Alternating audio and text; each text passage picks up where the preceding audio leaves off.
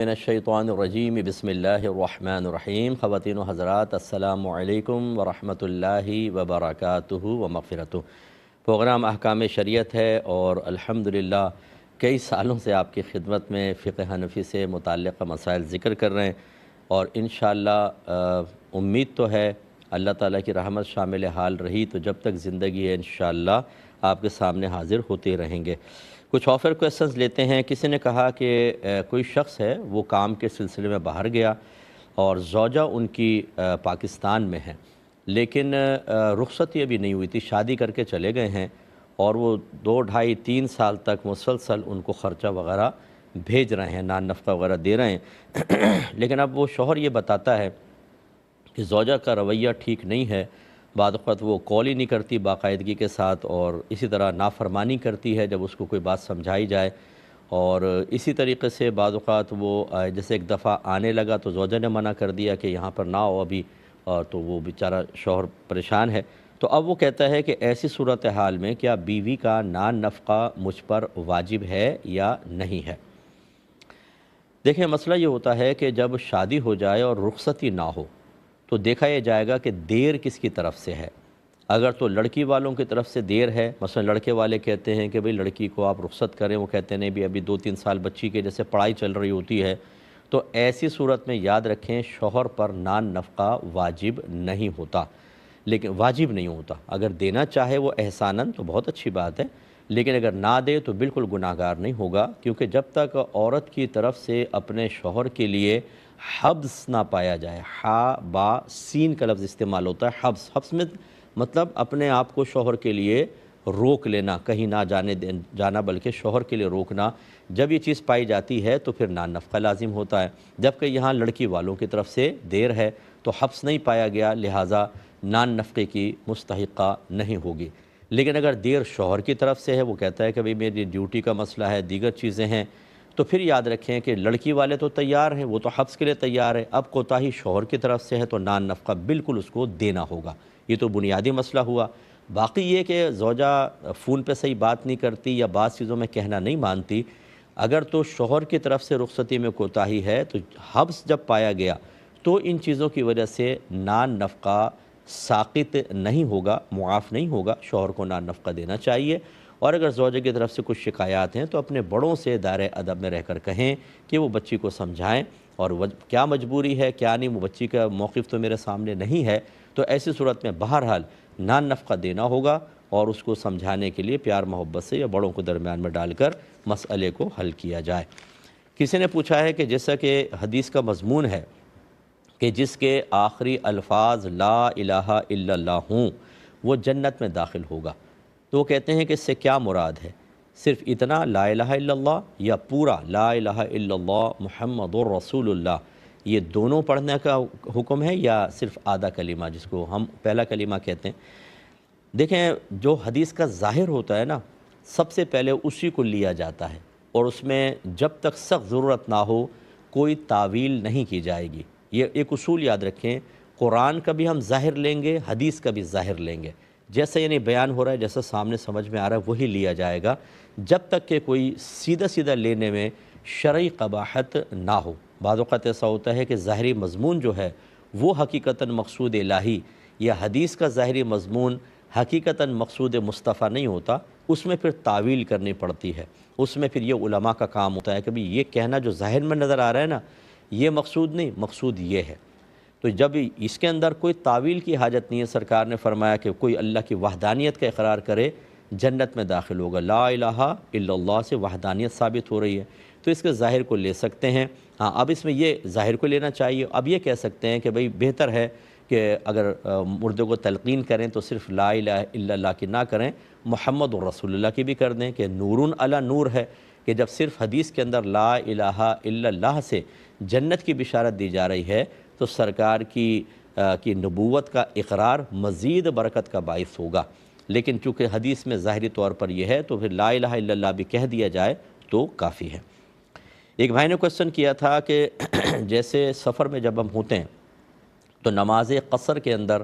ہمارے لیے لازم ہے کہ ہم 4 رکعتی نماز کو 2 پڑھیں، اس میں ہمیں اختیار نہیں ہے، یعنی جیسے ظہر، عصر اور عشاء کے 4 فرض ہیں 2 کر کے پڑھنا ہے، وہ پوچھتے ہیں کیا روزے میں بھی ایسا ہی ہے کہ روزے چھوڑنا ہمارے لیے لازم ہے دوران سفر، یا ہمیں دونوں طرح کا اختیار ہے؟ دیکھیں یہ نماز قصر کی طرح نہیں ہے، اس میں تو قصر واجب ہے، کم کر کے ہی پڑھنی ہوگی۔ کوئی ہمت رکھتا ہے تب بھی پوری نہیں پڑے گا تو گناہگار ہوگا، لیکن روزے میں ایسا مسئلہ نہیں ہے۔ روزے میں اختیار دیا گیا ہے،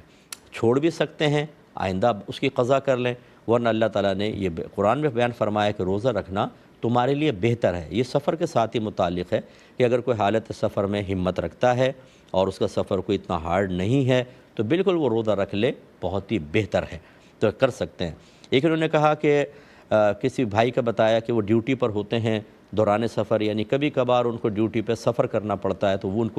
وہ دل چاہتا ہے کہ میں روزہ رکھ لوں، تو انشاءاللہ اس کا جواب ان کو مل جائے گا، آپ ان کو سنوا دیجئے گا کہ بالکل روزہ رکھنا بہتر ہے، آپ رکھ لیں، لیکن اگر بہت ہی سخت سفر ہو اس میں پھر روزہ نہ رکھنا بہتر ہوتا ہے، کیونکہ بعض اوقات اس طرح کے سخت سفر جو سخت گرمی میں ہوں اور ہارڈ ورک کرتے ہوئے کوئی سفر کر رہے ہوتے ہیں، ہارڈ ورکنگ ہوتی ہے ان کی، اس میں پھر جان جانے یا عقل کے زائل ہونے کا اندیشہ ہوتا ہے، اور بعض اوقات جو شوگر پیشنٹ ہوتے ہیں ایک دم ان کی شوگر بہت زیادہ لو بھی ہو سکتی ہے، تو اگر ہلاکت کا اس طرح کا خوف ہو تو پھر روزہ نہ رکھیں، ورنہ بالکل رکھ سکتے ہیں۔ اسی سے متصل ایک کویسچن تھا، لیکن پہلے کال لیتے ہیں۔ السلام علیکم۔ السلام علیکم۔ جی وعلیکم السلام۔ صاحب میرے کچھ سوال ہیں، جی۔ ان میں سے پہلا سوال یہ ہے کہ بیوی کے انتقال کے بعد اس کی بچی کو اس کے نانا نانی ساتھ اپنے لے گئے اور باپ سے بالکل ملنے نہیں دیا، اور نہ اس دوران باپ نے کوئی نفقہ دیا، اور اب وہ 14 سال کی ہو گئی ہے۔ اب نانا نانی کہتے ہیں ہماری عمر کا کچھ پتہ نہیں ہے، آپ اسے لے جائیں، اور بچی جو ہے بہت زیادہ متنفر ہے باپ سے، تو اب باپ کے لیے شرعی حکم کیا ہوگا؟ وہ اس کو لائے یا کیا کرے؟ دوسرا سوال یہ ہے کہ اگر کوئی شخص 2 شادیاں کرتا ہے اور پہلی والی کو بالکل اسی طرح چھوڑ دینا، برابری کا سلوک کرے، نہ ان کے ساتھ رہے، تو پھر بیوی کے لیے، پہلی والی بیوی کے لیے کیا حکم ہے؟ یعنی جس کو چھوڑ دیا ہے، یعنی ہیں دونوں نکاح میں مگر ایک کے ساتھ بالکل نہیں رہتے۔ کون سے والی کے ساتھ؟ پہلی والی کے ساتھ، دوسری والی کے ساتھ رہتے ہیں، اور پھر پہلی والی بیوی کے لیے کیا حکم ہے؟ کس سلسلے میں کیا حکم ہے؟ مطلب کہ وہ اس سے کس طرح کی ڈیمانڈ کر سکتی ہے، نہ نان نفقہ دیتے ہیں، نہ وہ ساتھ آ کے حقوق زوجیت ادا کرتے ہیں، کچھ بھی نہیں ہے ان کے لیے، بالکل انہوں نے کئی سالوں سے ایسے ہی چھوڑا ہوا ہے۔ ٹھیک ہے۔ اچھا، دوران نماز اگر بلی انہوں نے پالی لی، اگر سامنے آ کے بیٹھ جائے تو سجدہ کیسے کریں؟ اسے ہٹائیں گے ایسے ہی سجدہ کر لیں؟ ٹھیک ہے۔ اور اچھا، ایک بہن کا سوال یہ ہے کہ سن 2005 میں انہوں نے اپنی بہن سے 7 لاکھ روپے قرض مانگا تھا گھر لینے کے لیے، تو انہوں نے ان سے کہا کہ ہم آپ کو کب واپس دیں، تو انہوں نے کہا تم جب چاہو دے دینا، اپنے تمہیں اللہ تعالیٰ اگر دے گا دے دینا، یا پھر جب میرے بچوں کی شادی ہو دے دینا، ان کے بچے چھوٹے تھے۔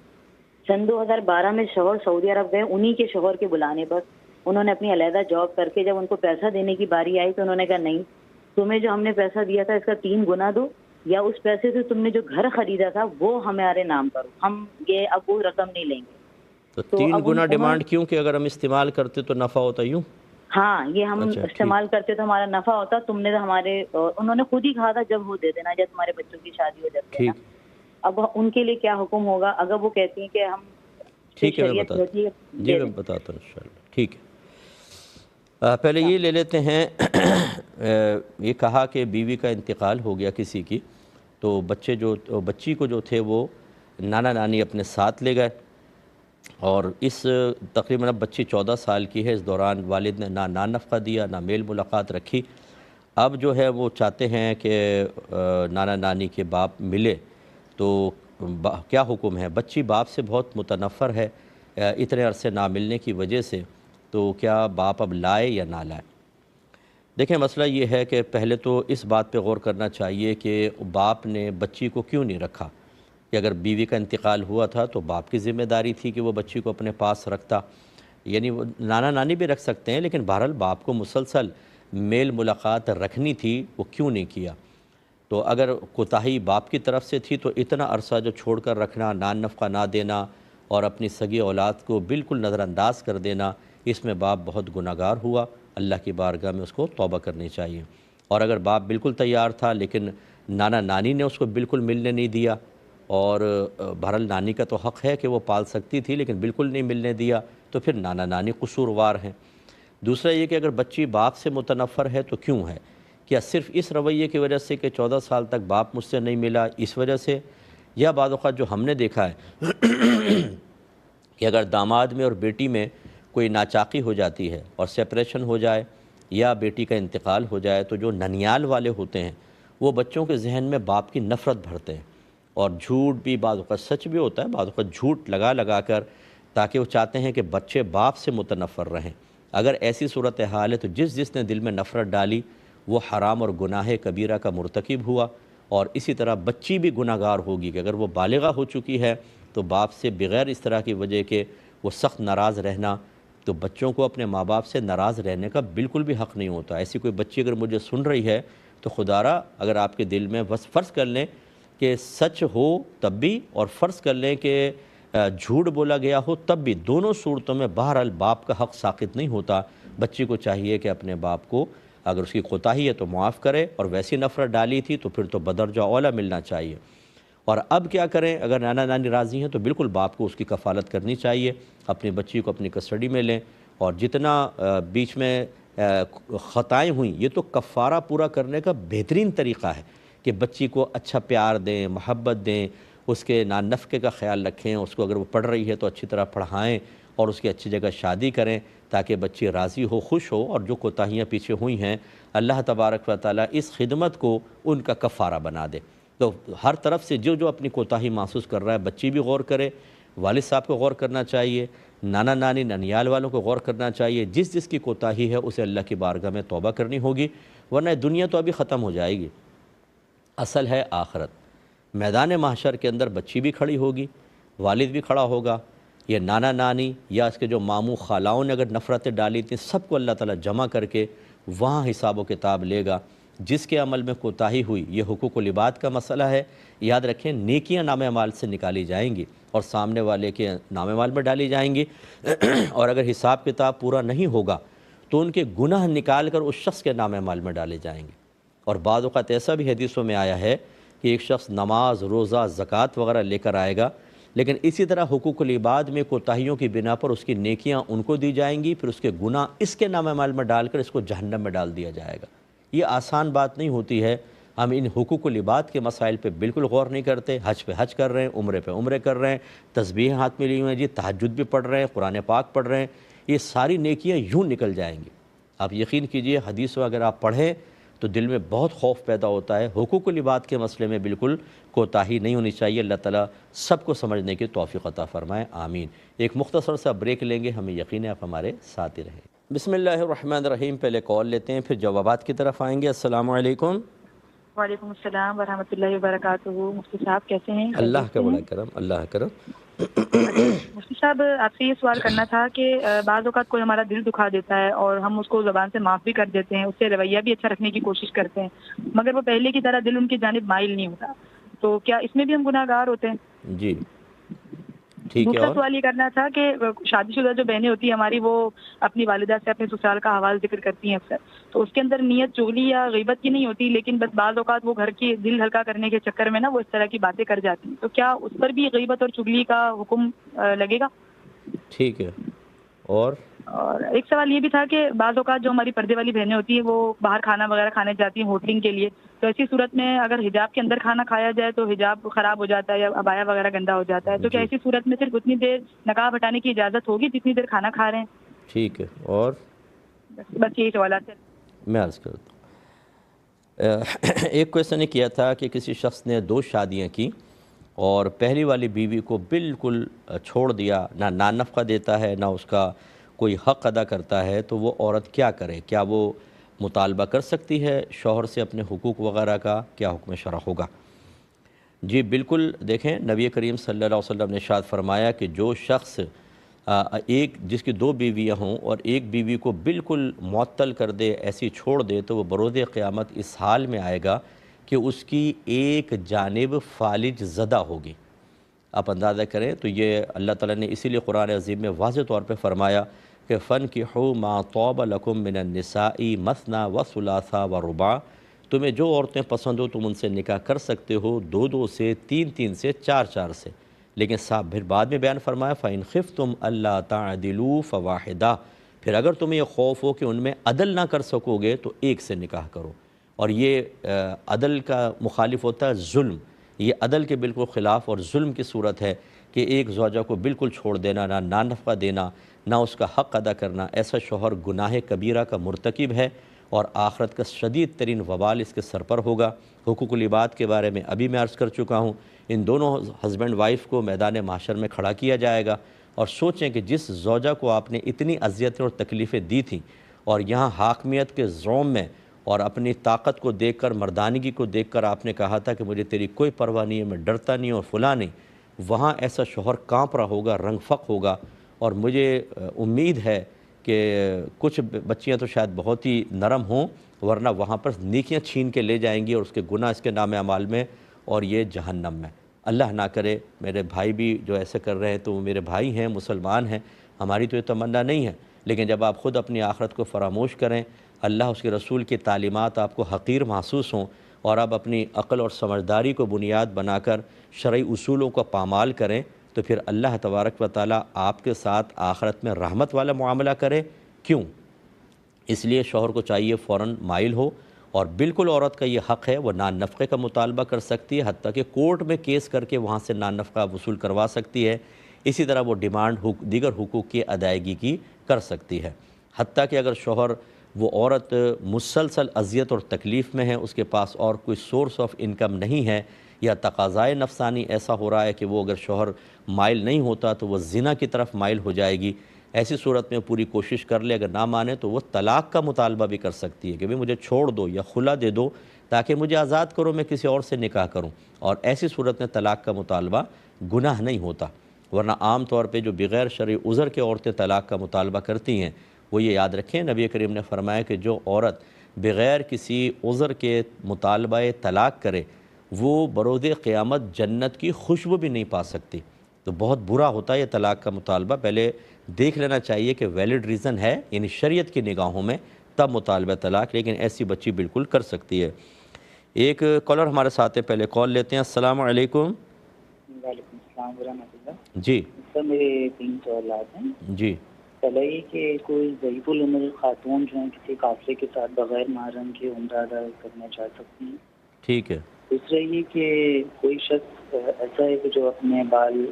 کٹواتا نہیں ہے، نہ ہی اس میں کنگھا کرتا ہے، بڑھاتا رہتا ہے، اور اپنے اس عمل کو کسی روحانی سلسلے کی طرف منسوخ کرتا ہے، تو اس کا یہ عمل کرنا کیسا ہے؟ ٹھیک ہے۔ تیسرا سوال یہ ہے کہ بعض افراد جو ہیں وہ شب برات سے ایک دن پہلے 13 شعبان کو اپنے مرحومین کا عرفہ مناتے ہیں، اور اس میں سارے طواف وغیرہ کا اہتمام کرتے ہیں، تو اس میں کا شریعت میں کیا حکم ہے، کوئی حقیقت ہے؟ ٹھیک ہے، میں عرض کرتا ہوں انشاءاللہ۔ ایک یہ کویشچن کیا تھا کہ اگر کوئی نماز پڑھ رہا ہو اور پالتو بلی سجدے کی جگہ پر آ کر بیٹھ جائے تو کیا پھر سجدے میں جاتے ہوئے اس کو ہٹا سکتے ہیں، یہ کیا کریں؟ دیکھیں، پہلی بات تو یہ اگر وہ سامنے آ کر بیٹھ جائے، اگر تھوڑا سا آپ پیچھے سرک کے سجدہ کر لیں تو اس کی بھی گنجائش ہے، اور اگر بالکل گنجائش جگہ ہی نہیں ہے پیچھے ہٹنے کی، جیسے کوئی چیز وغیرہ رکھی ہوئی ہے، تو پھر بلی کو ہلکے سے ہاتھ سے آپ ہٹا سکتے ہیں، بالکل وہ یہ کوئی عمل قلیل کہلاتا ہے، تو بلی کو بالکل ہٹا سکتے ہیں، اس میں نماز وغیرہ کوئی نہیں ٹوٹے گی، نہ یہ مکروہ ہوگا۔ ایک یہ کہتے ہیں کہ کسی نے اپنی بہن سے 7 لاکھ روپے قرض لیا تھا، اور جب انہوں نے دیا تو فراخ دلی سے کہا کہ جب چاہیں آپ دے دینا، یا بچوں کی شادی کے بعد دے دینا۔ اب جب یہ کچھ عرصے بعد ان کے شوہر کے بلانے پر باہر گئے ہیں، تو اب وہ مطالبہ کرتے ہیں کہ اب ہمیں قرض کا 3 گنا دو، یا پھر جو تم نے گھر بنایا وہ گھر ہمارے نام کرو۔ یہ ڈیمانڈ کرنا کیسا ہے؟ دیکھیں، یاد رکھیں کہ جتنا قرض دیا ہو اتنا ہی قرض واپس لینا واجب ہوتا ہے، یعنی ڈیمانڈ نہ کریں۔ ہاں، قرض لوٹانے والا اگر تھوڑا سا زیادہ خود دے دیتا ہے تو کوئی حرج نہیں ہے، لیکن اگر یہ طے کر لیا پہلے ہی کہ ہم 7 لاکھ دے رہے ہیں، 7.5 واپس لیں گے، یہ حرام اور سود، کیونکہ نبی کریم صلی اللہ علیہ وسلم نے فرمایا کہ جو قرض نفع کھینچے وہ نفع سود ہے۔ اور یا پھر جیسے یہاں طے نہیں ہوا تھا، 7 لاکھ دیے، 7 ہی دینے کا پہلے تو طے ہوا تھا، لیکن اب ڈیمانڈ زیادہ کی کر رہے ہیں، اور بنیاد اگر یہ بنا رہے ہیں کہ 7 لاکھ ہمارے پاس ہوتے، ہم انویسٹ کرتے تو کتنا نفع ہو جاتا ہے، لہٰذا 3 گنا دو۔ یاد رکھیں، یہ حرام اور گناہ کبیرہ ہے، اور معنوی لحاظ سے سود کے اندر آئے گا، حقیقی سود تو نہیں ہے، لیکن معنوی لحاظ سے بالکل سود پر آئے گا کہ قرض پہ اس طرح کی نفع کی ڈیمانڈ آپ کرنا، یہ معنوی یعنی حکماً سود ہی ہے اور گناہ کبیرہ ہے۔ بہن جب بہن سے یہ مطالبہ کر رہی ہے تو کیا کہہ سکتے ہیں آپ بتائیں، خون سفید ہو گئے ہیں، یعنی اپنے سگے بھائی بہنوں سے اس طرح کے ناجائز مطالبات اللہ کی بارگاہ میں توبہ کریں، اس ارادے پر بھی توبہ کریں، مطالبے پر بھی توبہ کریں، چاہے جائے کہ ان سے لیں گے تو لینا حرام۔ اب اگر یہ مجبور ہیں فرض کر لیں کہ ڈر کر یا ناراضگی کے خوف کی وجہ سے اگر یہ دے دیتے ہیں، ان کا دینا گناہ نہیں ہوگا بلکہ ان کا لینا گناہ ہوگا۔ اور بہتر تو یہی ہے کہ یہ بھی جم جائیں کہ نہیں ہم سود نہیں دیں گے، ویسے تم پہ ہزاروں خرچ کر دیں گے لیکن جو آپ کی ڈیمانڈ ہے وہ معنوی لحاظ سے سود میں داخل ہے، وہ ہم نہیں دے سکتے ہیں، اس میں بالکل آپ اٹک جائیں، بالکل گناہ گار نہیں ہوں گے، گناہ گار سامنے والے ہیں، انہیں اللہ کی بارگاہ میں توبہ کرنی چاہیے۔ بچے نے پوچھا ہے کہ اگر کسی نے ہمارا دل دکھایا اور ہم نے زبان سے اس کو معاف کر دیا لیکن دل اس کی طرف اب مائل نہیں ہو رہا معاف کرنے کے باوجود، تو کیا یہ گناہ ہے؟ دیکھیں پہلے یہ آیت یاد رکھیں کہ لا یکلف اللہ نفسا الا وسعہا، اللہ تعالیٰ کسی جان کو اس کی ہمت سے زیادہ آزمائش میں مبتلا نہیں کرتا، تو لہذا جتنا ہمارے قدرت و اختیار میں جب ہم وہ کر لیتے ہیں اور کسی ایسی صورتحال میں داخل ہو جائیں کہ وہ ہماری قدرت و اختیار سے باہر ہے، تو اس آیت کے مضمون کے مطابق اس پر کوئی گرفت نہیں ہوتی۔ ہمارے اختیار میں کیا تھا، کسی نے دل دکھایا تو ہم اس کو درگزر کر دیں، معاف کر دیں، یہ عظمت کی بات ہے، تو آپ نے زبان سے معاف کر دیا، درگزر کر دیا، لیکن بعض وقت قلبی کیفیات ہمارے تابع نہیں ہوتی۔ جیسے سگے والدین کو بھی آپ دیکھ لیں، اگر 5-6 بچے ہیں تو کسی بچے کی طرف تو دل بہت ہی مائل ہوتا ہے اور دوسروں کی طرف کم ہوتا ہے، لیکن وہ ظاہر نہیں کرتے، وہ تو یکساں سا رویہ رکھتے ہیں، تو ظاہر ہونا بھی نہیں چاہیے کیونکہ یہ ہمارے قدرت و اختیار میں ہے، لیکن قلبی مائلان تو ہمارے قدرت و اختیار میں نہیں ہے، تو دل کے معاملات چونکہ اختیار میں نہیں ہوتے اس لیے اس پر آپ کی کوئی گرفت نہیں ہے، نہ اس میں گناہ کا پہلو ہے۔ نبی کریم صلی اللہ علیہ وسلم اللہ تعالیٰ کی بارگاہ میں بعض اوقات یہ دعا کرتے تھے کہ اللہ تعالیٰ ازواج کے سلسلے میں جو میرے قدرت و اختیار میں تھا وہ میں نے کیا، اور جو میرے قدرت و اختیار میں نہیں تو اس پر مجھ سے درگزر فرما لے۔ شرح اس کی یہ بیان کی گئی کہ بیویوں میں باری مقرر کرنا، سب کے ساتھ اچھا سلوک رکھنا، یہ انسان کے قدرت و اختیار میں ہوتا ہے، سرکار نے سب کے ساتھ کیا، لیکن قلبی میلان جو ہے وہ سیدہ عائشہ صدیقہ رضی اللہ تعالی عنہا کی طرف بہت زیادہ تھا۔ سب سے زیادہ بی بی خدیجۃ الکبریٰ رضی اللہ تعالی عنہا سے سرکار محبت فرماتے تھے، اور وہ تو چونکہ ان کا وصال ہو گیا تھا، پھر جو ازواج میں سب سے زیادہ حبیبہ جو تھیں وہ سیدہ عائشہ تھیں، تو سرکار یہ کہہ رہے ہیں کہ یا رب کریم میرا دل جو عائشہ کی طرف زیادہ مائل ہے یہ میرے قدرت و اختیار میں نہیں، اس پہ تم مجھ سے درگزر فرما لینا، امید ہے کہ بات سمجھ گئے ہوں گے۔ ایک انہوں نے پوچھا ہے کہ بعض اوقات بچیاں جو ہوتی ہیں وہ اپنے سسرال میں جو کچھ معاملات ہوتے ہیں وہ آ کے میکے میں بتاتی ہیں تاکہ دل ہلکا ہو جائے، لیکن کوئی غیبت یا چغلی کرنا مقصود نہیں ہوتا، تو کیا حکم شرع ہے؟ دیکھیں ہمارا مشورہ تو یہ ہے کہ یہ نہ کیا جائے، کیونکہ نہ چاہتے ہوئے بھی غیبت بھی ہو جاتی ہے اور چغلی بھی ہو جاتی ہے۔ ہاں کوئی بہت ہی سینسٹیو مسئلہ ہو، بچی کو مار رہے ہیں، پیٹ رہے ہیں، یا بہت ہی نازیبا اس کے ساتھ سلوک کر رہے ہیں، وہ تو آ کے جب بتائے گی تو نہ یہ غیبت میں ہے نہ چغلی میں ہے، یہ ایک فریاد کرنے کے اندر آتا ہے، جیسے حاکم اسلام کے پاس انسان فریاد کرتا ہے، کسی مفتی صاحب سے مسئلہ معلوم کرتا ہے اور اس میں وہ ساری چیزیں ذکر کرتا ہے تاکہ درست شرعی حکم پتہ چل جائے، ایسی صورت میں تو ٹھیک ہے کہ بھئی میکے والی مسئلہ حل کریں گے بتا دیں، لیکن ایک ہے کہ ویسے آ کے ڈسکس کرنا، میری نند نے یہ کیا، میری ساس نے یہ کیا، میرے شوہر نے، میرے دیور نے، جیٹھ نے، اور دیورانی نے، جٹھانی نے، یہ مناسب نہیں ہوتا، اس میں غیبت بھی ہو سکتی ہے، چغلی بھی ہو سکتی ہے، اور کبھی ایسا ہوتا ہے کہ یہ ساری باتیں بتائیں اور کبھی کوئی لڑائی جھگڑا ہوا تو میکے والے ان باتوں کو ظاہر کرتے ہیں، اس وقت پھر سسرال والے کہتے ہیں کہ اچھا اس کا مطلب ہے ساری ہماری باتیں وہاں جا کے بتائی ہیں۔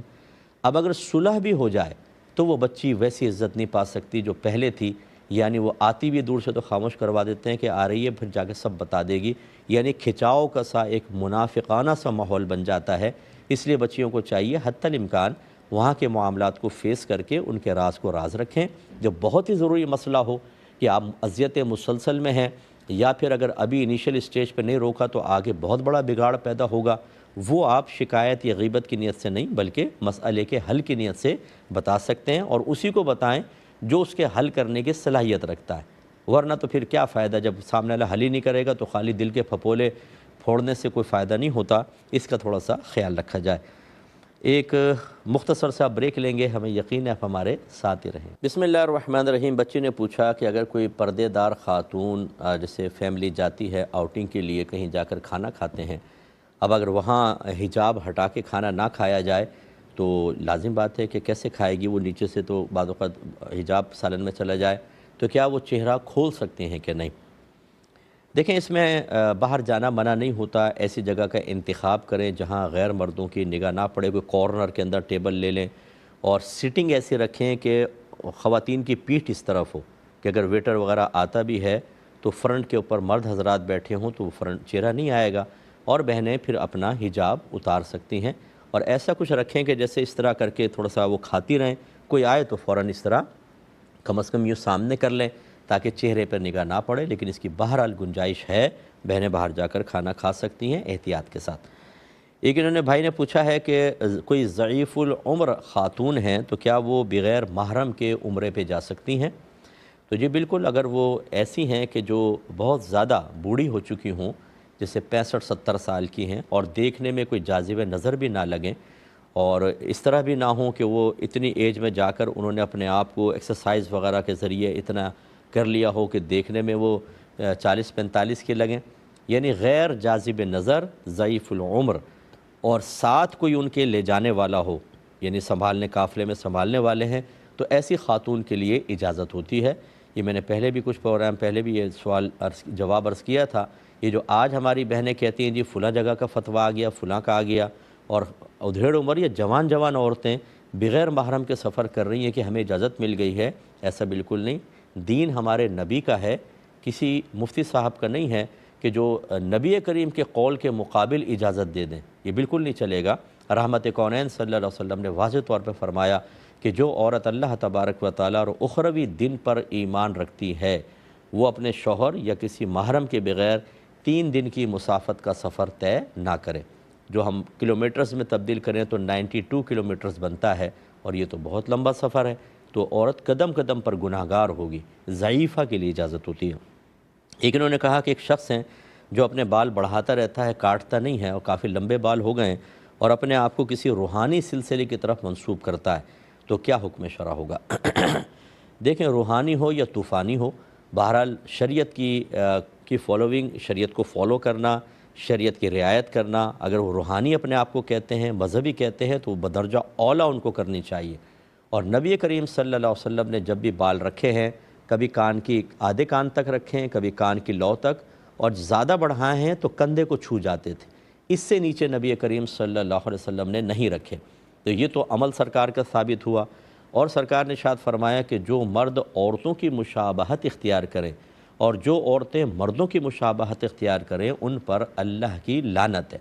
اس کا نتیجہ پھر یہ نکلا، ہمارے علماء فقہاء نے ارشاد فرمایا کہ مرد کندھے سے نیچے بال نہیں رکھ سکتا، کندھے تک چونکہ نبی کریم سے ثابت ہے رکھ سکتا ہے، کندھے سے نیچے رکھے گا تو یہ عورتوں کی مشابہت میں آ جائے گا، اور اس پر پھر اللہ تبارک و تعالیٰ کی رحمت نہیں بلکہ جسٹ اپوزٹ چیز نازل ہوگی۔ تو یہ جو اپنے آپ کو یہ سمجھنا کہ ہم مذہب کی طرف مائل ہو گئے ہیں، تو خود مذہب کا مذاق اڑانا، اس کی پابندیوں کی دھجیاں بکھیر دینا، اور یہ ثابت کرنا کہ جی ہم تو فقیر لوگ ہیں، ہم تو درویش لوگ ہیں، ہم تو روحانی سلسلے تعلق رکھتے ہیں تو ہمارے لیے خصوصی رعایتیں ہوں گی،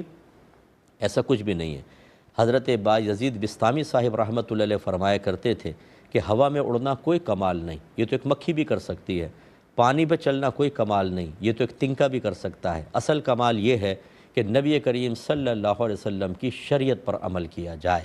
تو یہ اس طرح کی جو سلسلے کا کوئی شخص ہے کہ جو خود شریعت کا مذاق اڑا رہا ہے اور اپنے نبی کریم صلی اللہ علیہ وسلم کے فرمان اس کی نگاہوں میں حقیر ہو چکے ہیں، بتائیے یہ کیا کسی کو ہدایت دے گا اور کیا کسی کو اللہ سے ملائے گا جو اس کے نبی کی بات ماننے کے لیے تیار نہیں؟ تو اگر کوئی بھائی ایسا سن رہا ہے، ناراض نہ ہو، آپ میرے بھائی ہیں، مجھے آپ سے روحانی محبت ہے ایک بھائی ہونے کے اعتبار سے، لیکن خدا را اگر آپ ہی شریعت کو فالو نہیں کریں گے تو آپ کے متبعین آپ سے بڑھ کر شریعت کے خلاف چلیں گے، اور میدان معاشر میں ابھی تو شاید آپ کو مجھ پر غصہ آئے گا، لیکن جب یہ سارے کھڑے ہو کر اللہ کی بارگاہ میں فریاد کر رہے ہوں گے کہ اللہ تعالیٰ جس کو ہم نے رہنما بنایا تھا اس نے تو ہمیں گمراہی کی طرف مائل کر دیا تھا، آج اس کی گرفت کر۔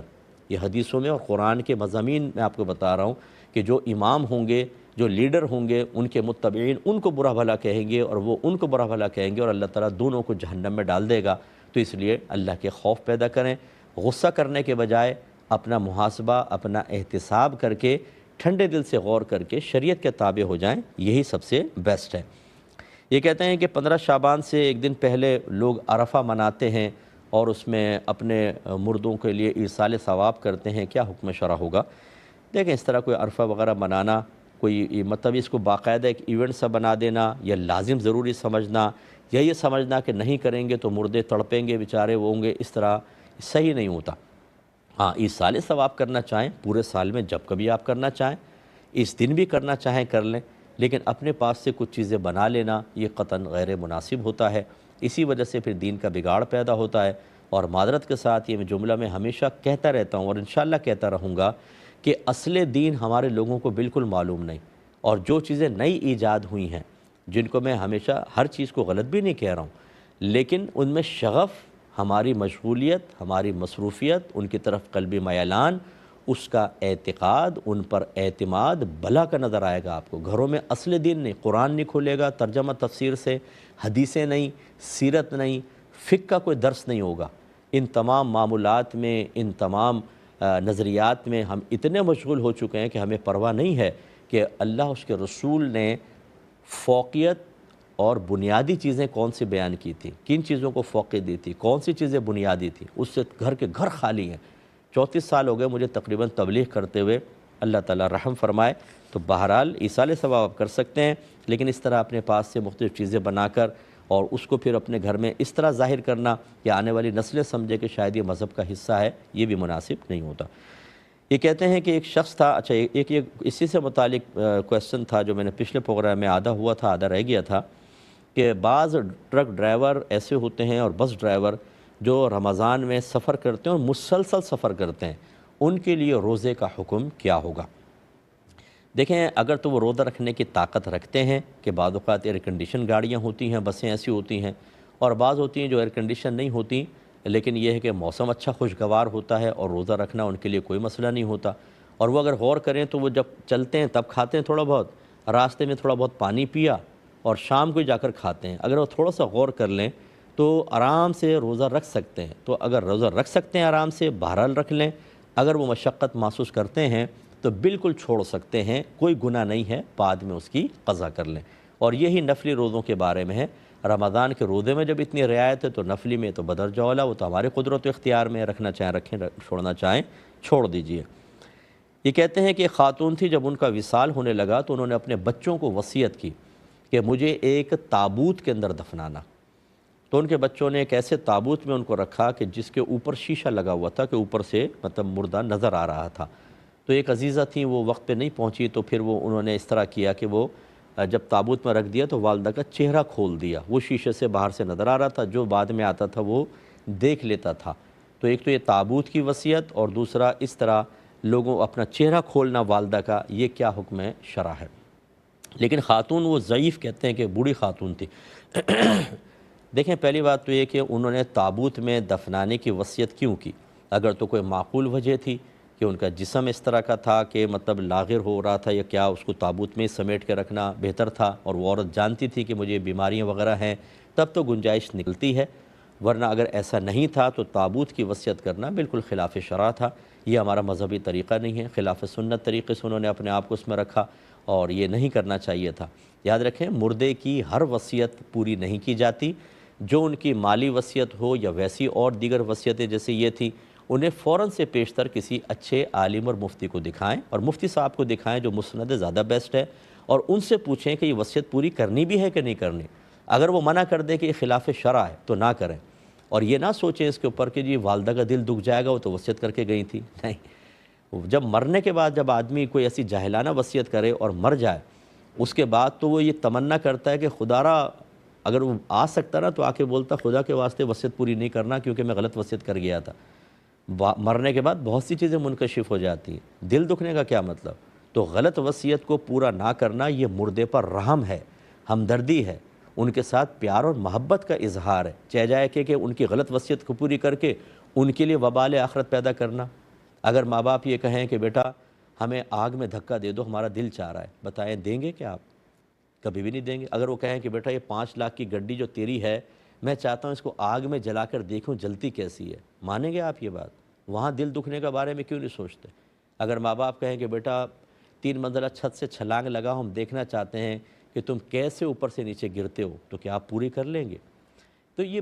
مطلب بھولا پن ہوتا ہے ہمارا کہ جی اگر ہم نے غلط وصیت پوری نہیں کی دل دکھے گا، باقی چیزوں میں ہماری ہوشیاری رہتی ہے، تو ایسا نہیں کریں۔ تو بہرحال اگر کوئی معقول وجہ تھی پھر ٹھیک، ورنہ خلاف سنت۔ اور چہرہ کھول دینے میں کوئی مسئلہ نہیں، اگر ضعیفہ خاتون تھیں تو ضعیفہ خاتون پہ تو نامحرم کی بھی نگاہ پڑ جاتی تو کوئی مسئلہ نہیں تھا، چہرہ تو کھول ہی دینا چاہیے، جب مردے کو دفناتے ہیں نا تو پھر اس کا چہرہ کھول دیں، کوئی مسئلہ نہیں ہے، اس میں کوئی خلاف شرع چیز نہیں ہے۔ یہ کہتے ہیں کہ کسی نے کوشچن کیا کہ بعض علماء کی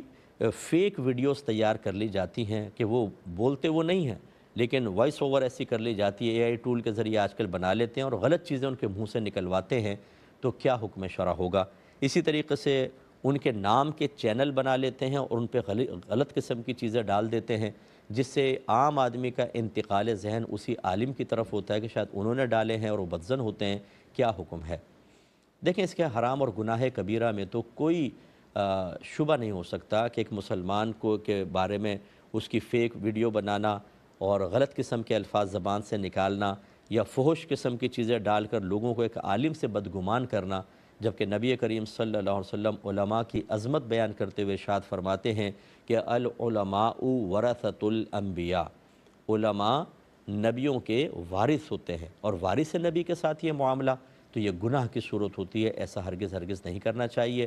کسی بھی جو بھی صحیح العقیدہ عالم ہے، جو بھی ایک متقی پرہیزگار ہے، اس کے ساتھ ایسا رویہ رکھنا بالکل گناہ ہوتا ہے۔ میری میں عوام سے بھی گزارش کرتا ہوں، خدا را آپ جدید دور کے لوگ ذرا سوچا کریں، کئی لوگوں نے ویڈیو بنائی ہوئی ہیں، میرا کوئی پیچھے چل رہا ہے، اچھا لپسنگ بھی نہیں دیکھتے کہ علیحدہ ہونٹ ہل رہے ہیں، آواز علیحدہ ہے، اور الٹے سیدھے مسائل اس میں بیان کروا دیے، اور وہ مجھے ایک بہن نے کر دیا، صاحب یہ آپ کی کیسی ویڈیو؟ ارے بھائی میری ہے ہی نہیں،